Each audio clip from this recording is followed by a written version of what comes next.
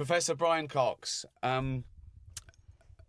how you're here for a very good reason to help us out on Twitter, as myself and David are staunch atheists. I don't know if you are or not. Well, yeah, although I don't like the label. Not well, I don't, because now it's been mugged, and there's this new thing of new atheists that somehow they've linked with bigotry, which is exactly what we were talking about, where criticism of an idea suddenly becomes a human rights issue because they're trying to give an idea human rights.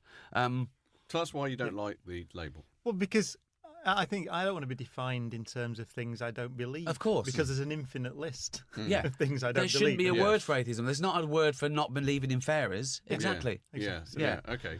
And also I agree with you that it's become a divisive term.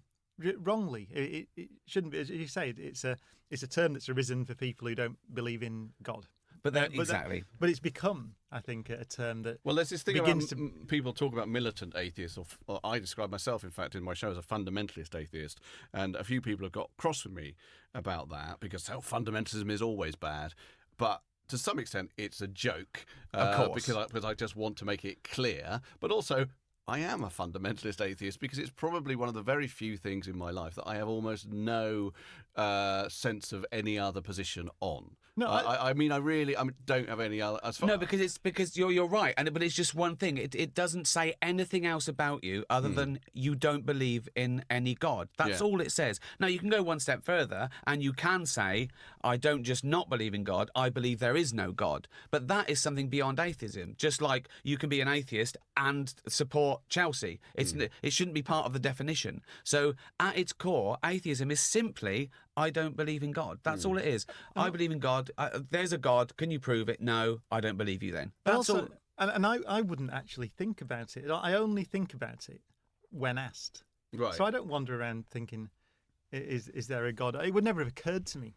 Exactly. It shouldn't have. If I said before, if people didn't keep inventing gods, I wouldn't have to keep denying them. One of the things about my atheism, though, which I think might be different from yours, is yours will probably come, insofar as it is a part of your character, from scientific reason, which obviously is part of why we should all have those ideas. But my very, very fervent atheism also has a psychological component, which is, I put on Twitter the other day, someone was having the usual discussion that they have about, if there's a God, why is there suffering and evil? And I said, the presence of suffering does not suggest there is no God. The need for man to have meaning and purpose and in their life and continuous after death suggests there is no God. And that's really, it's so obvious to us, to me, that we would want to have a figure up there who was giving our lives meaning and significance and that would keep us going after death. Again, it's different because, again, at its core, atheism is the result of there being no evidence to me that there is a God. That's all it is. Yeah, Until you give me evidence, I don't believe in something. I then go into all the different definitions, and some of them are logically impossible. We can actually disprove some definitions of God.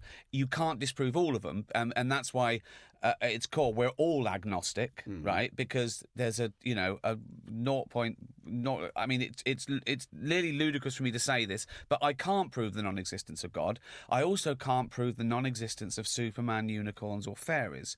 And why would I? The periodic table of non-existent things would be infinitely big, so we don't have to worry about them.